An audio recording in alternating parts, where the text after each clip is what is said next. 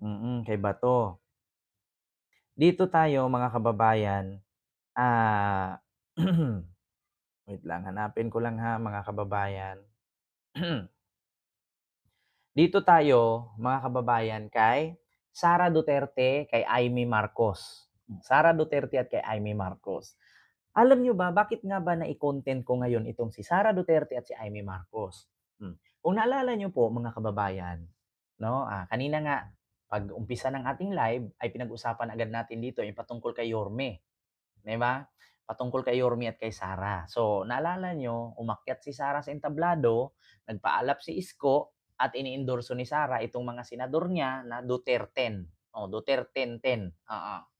So ngayon, sabi nga doon, hindi ko alam kung si Sara jino-joke niya si Imee, hindi ko alam kung si Sara binababoy niya si Imee, hindi ko alam kung si Sara sa ginawa niya doon sa entablado na yon, nakasama si Isko ay tawag dun, binabastos si Imee, binababoy, inaasar, niloloko, or ginawang katatawanan, 'di ba? So eto ang sabi ni Sara doon sa speech niya doon sa entablado na nandun si Isko. Ang sabi, "Magpalit ka na po ng apelyido mo." Oo, sabi ni Sara kay Imee, "Magpalit ka na po ng apelyido mo." Ito ang biro ni Vice President Sara Duterte kay Imee Marcos tungkol sa kanyang apelyido na ginagamit ng campaign rally sa Tondo. Sa Tondo, Maynila, kasama ang dating Maynila Mayor Isko Moreno nitong Huwebes noong Abril 24. Matatandaan na kumalas ang senador sa Electoral Alliance ng kanyang kapatid na si Pangulong Ferdinand Marcos Jr. na alyansa para sa bagong Pilipinas dahil hindi na umano tugma ang kanilang pananaw kaugnay sa pangyayaring pag-aresto kay dating Pangulong Duterte. So ngayon, may speech nga si Sara doon, eto na, ang sabi ni Sara, mga kababayan. BP Sara kay Senator Imee Marcos, magpalit ka na po ng apelyido mo. Sabi ni Sara kay Imee, magpalit ka na po, Senator Imee Marcos, ng apelyido mo. Ay, Romualdez pala yung middle name mo. Saad ni Vice President Sara Duterte kay Imee sa ginanap na campaign rally sa Tondo, Maynila. Magpalit ka na po ng apelyido mo. Ah, Imee. Kasi siyempre, alam naman natin na si Imee ay Marcos. Ngayon, 'di ba si Sara, hate daw niya si BBM. Ayaw niya kay BBM, galit siya. Marcos si BBM, ipapatanggal ang apelyido ni Imee. So, hindi din makatakas si Imee kasi ang apelyido, ang middle name ni Imee is Romualdez. Galit din siya kay Martin Romualdez. So, ay Romualdez pala ang middle name mo. So, parang kumbaga, parang wala akong takas nito.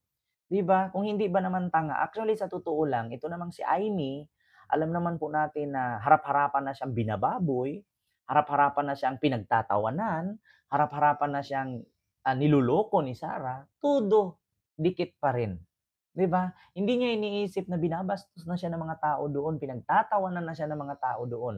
At akala siguro, mga kababayan, ni Imee, na kapag i-introduce siya ni Sara, i-endorso siya ni Sara, ay mananalo siya. Hindi nila iniisip na kung talagang manalo si Imee, isipin niyo mga kababayan, 10 na ang senador ni Sara. Kaya nga tinatawag niya itong Duterten. 10 na ang mga senador ni Sara. So ngayon, kung talagang malakas si Sara at kung talagang alam ni Imee sa sarili niya na manalo siya, 'di ba? Oo, Magdalena Valera, mega love shoutout po. At kung alam ni Imee sa sarili niya na kapag dumikit siya kay Sara at tumalikod siya kay BBM, ay mananalo siya, hindi po. Bakit? Kasi isa lang naman ang sasabihin ng mga DDS niyan, kung ang kapatid mo nga ginawa mong traidorin, si Sara pa kaya? Siyempre yung mga bubong tanga-tangang inutil, uto-uto, hampas lupa ng mga DDS na supporter ni Digong, ang isipin agad ng mga DDS niyan, "Uy, Imee, huwag kang mag-expect na iboboto ka namin." Ma'am Rosana Ragodo, hello po. Ma'am LV Flores and kay Ma'am Philly Dilutina. 'Di ba? Yun lang naman ang tanong ngayon, "Uy, Imee, mangga. Tandaan mo, mangga. Iboboto ka namin kahit ang mangga hindi namumunga ng santol." Sabi ni Harry Roque. So tandaan ninyo kung talagang alam ni Imee sa sarili niya na 'pag dumikit siya kay Sara, mananalo siya, nagkakamali po siya. Bakit? Tignan ni Aimee kung maipanalo ba ni Sarah si Philip Salvador. Tignan ni Aimee kung maipanalo ba ni Sarah si Jimmy Bundok. Tignan ni Aimee kung maipanalo ba ni Sarah yung 10 na senador na yan. Una't sa poll, yung mga senador ni Sarah ngayon, unang-una, isipin lagi ni Aimee Marcos na tama ba ang pagdikit niya kay Sarah at mananalo siya? Malaking katanungan yan. Bakit? Sa tingin ninyo, sa kahilera ni Sarah si Kibuloy, sa tingin ninyo mananalo si Kibuloy? 'Di ba, Ma'am Carmina, maraming salamat po. O Ma'am Carmen, mega love shoutout. 'Di ba, kasi ito lang mga kababayan, eh, sino namang tanga na boboto katulad kay Kibuloy na nakakulong dahil may kasong ng rape, human trafficking, at kung ano pa yung kaso niya. Kaya wanted pa sa NBI sa Amerika.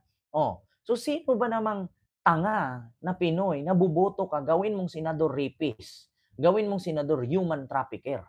Oh, kaya ngayon ang isipin ni Aimee, mananalo kaya ako nito na dumikit ako kay Sarah at maging kasama ko sa hilera si Kibuloy. Oh, mananalo kaya ako dito, ayan, Sir Michael Pangan, mega love shoutout po. Mananalo kaya ako nito, nakadikit ko ang isang Vice President na may issue ng pagnanakaw ng confidential fund at hindi maipaliwanag kung saan dinala ang confidential fund. 'Di ba? At higit sa lahat, mananalo ba ako na 'pag dumikit ako kay Sarah na isang Vice President na binantaan ang presidente? Ito sa totoo lang mga kababayan, sa mga loyalista pa lang, sawang-sawa na kay Aimee. 'Di ba? Sa mga loyalista pa lang, nabwisit na kay Aimee. Yung DDS pa kaya? 'Di ba? Mm. I Isipin ninyong mabuti. Ako nga mismo, sa hiliran ng mga senador ni BBM, 3 nga lang iboto ko diyan. Oh, 3 nga lang kahit kay BBM 'yan, kay Sara pa kaya? Alam niyo 'pag nanalo 'yan katulad niyan, sa mga hilera ng mga senador ni Sara 'pag nanalo 'yang mga 'yan, 'di ba, anong mangyayari sa ating bansa? Kasi yung iba diyan, mga nasa pulitiko na. Ilang taon na yang naninilbihan yang mga ganyan, si Bongo ilang taon na yan diyan, si Bato, ilang taon na diyan si Marcoleta. Wala namang nangyari sa mga 'yan. Tapos dadagdag pa itong si Jimmy Bundok, dadagdag pa itong si Ipe, dadagdag pa yung 3 abogado. Anong mangyayari? Anong gagawin nila 'pag nanalo sila or ipasok niyo sila, 'di ba? Tapos mga artista, anong mangyayari sa ating bansa kung ang iboboto niyong senador mga artista? Anong batas gagawin niyan? Script? Aktingan? Tatambling? Kakanta ng Boom Tarat-Tarat? Walang mangyayari sa ating bansa kung ganyan ang gagawin. 'Di ba, Ma'am Elvira Flores, Ma'am Lily D. Guzman, walang mangyayari. Kaya kung lahat na nga ng senador ni Sara, lahat mga walang kwenta, dadagdag pa si Aimee, anong mangyayari sa ating bansa? Much better nga iboto ninyong senador yung mga hindi kilala, eh. Kasi yung iba na nanalo lang naman kasi sikat sila, araw-araw mo nakita sa TV, araw-araw maingay, araw-araw magulo. 'Di ba? Eh, minsan din kasi ang mga Pilipino lalo 'pag DDS, hindi din po natin masisi itong mga DDS. Bakit? 'Pag nakita lang kasi nila sa TV, iboboto na kasi sikat at kilala. 'Pag nakita lang kasi nila na may issue na number 1 senador ka, oh, nangunguna ka, ta's hindi ka nagtatrabaho, oh, 'pag DDS iboboto nila 'yan, 'di ba? Oo, ganyan ang sakit ng mga DDS mga kababayan.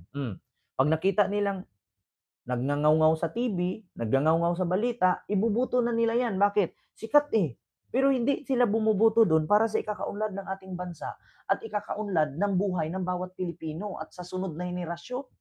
Kasi ang binoto nila katulad niyan si Manny Pacquiao, tumatakbong senador. Bakit mo ba iboto si Manny Pacquiao? Dahil masikat siya na boksingero? Ngayon, anong kinalaman ni Manny Pacquiao bilang boksingero sa ating bansa kapag na senador siya? Kaya ba ni Manny Pacquiao gumawa ng batas? Pagkakaalam ko simula nung umuupo si Manny Pacquiao wala naman akong narinig na may batas. hindi ko lang siguro alam, 'di ba? Kaya minsan mga kababayan 'no, hindi lang sa DDS maskin sa mga kakamping at loyalista, 'yan ang isipin ninyo. Porket ba magaling na boksingero iboboto niyo na. So, kapag nanalo ba 'yan, anong mangyayari sa ating mga Pilipino? Porket ba magaling na action star, iboboto niyo na. Eh, paano kung bigla tayong girahin ng China? Oh, tapos nanalo ngayon si Robin. Oh, katulad kay Robin, nanalo, #1 senador. Oh, ilang taon nang umupo, walang nangyari. Oh, gawin yung example si Robin. Oh, katulad ng 'yan kay kay Philip Salvador. Tumatakbong senador. Oh, magaling na aktor 'yan. Oh, sabi nga ni Digong, kapag yumakap daw, durog ang babae. Oh, ngayon magaling na aktor, porket ba magaling na aktor si Philip Salvador, iboboto niyo na? Oh, 'pag nanalo 'yan, anong gagawin? Tapos gigirahin tayo ng China. 'Yun bang pagiging, magaling na aktor ni Philip Salvador, kaya ba niyang saluin ang bala ng China 'pag ginira tayo? Anong gagawin niya doon? Mag-a-action star siya, magtatumbling-tumbling siya doon. Magsama sila dalawa ni Robin, 'di ba? Oo, 'yan ang isipin ninyo mga kababayan. Speaking, nasa politics naman tayo. Hmm, 'di ba? 'Yan dapat ang pag-uusapan. Oh, tatakbong senador, artista. 'Pag ginira tayo ng China, anong gagawin niyan mga artista? Magtatumbling-tumbling sila, mag-action star sila, magdadrama sila sa Senado. Oh, 'pag tumakbo kang senador or pumasok ka sa Congress, 'pag sinabi nating Congress and Senate is part of legislative 'yan. Ano bang ibig sabihin ng legislative?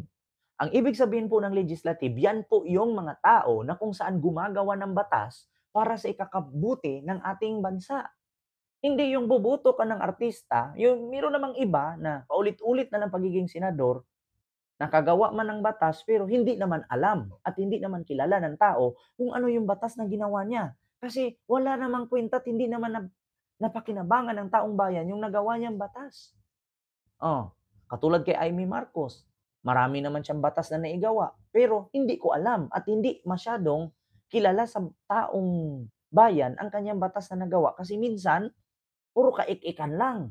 Hmm, 'di ba? Oh, kaya mga kababayan ako nagsabi sa inyo, si Amy hindi ko naintindihan, binababoy na ni Sarah, sinasabihan magpalit na ng apelyido ng Marcos daw, palitan na ang apelyido kasi ayaw daw ni Sarah kay BBM. Ngayon, sabi niya, ay Romualdez ka pala. O ayaw din naman ni Sarah kay Martin kasi Romualdez. So, pinagtawanan tuloy ngayon si Amy ng tao, binababoy siya ni Sarah, niloloko siya ni Sarah, binabastos siya ni Sarah. Wala, wala na siyang choice. 'Di ba? Si Imee. Hmm. So, 'yun ang ating ano mga kababayan. Sabi ko sa inyo marami namang pulitiko diyan na mas deserve iboto. Palitan niyo na yung mga luma, nakakasawa yung ganyan, 'di ba? Katulad nito mga kababayan, oh, si Attorney Claire Castro, mga kababayan. Si Attorney Claire Castro, tinawag na fake news si Sara Duterte. Oo. Oh, anong sabi? Ito mga kababayan, according dito sa Impact Leadership, ayan po ang sagutan ni Attorney Claire Castro at ni Sara Duterte. Mm. Ang sabi dito, kasi ito po mga kababayan ay ah, ito po ay ang pagsabi na mayroon po kaming pasabi na mag-ingat po na malamang ay may manabutahe po sa proyekto pong ito ng Pangulo patungkol po sa benta ng ₱20 per kilo ng bigas or kada kilo ng bigas. Actually mga kababayan ito po, mag-ingat po daw sa fake news, 'no, sabi ni Attorney Claire Castro at tinawag pa na fake news itong si Sara. Sabi ni Attorney Claire Castro, mayroon po kaming pasabi na mag-ingat po, malamang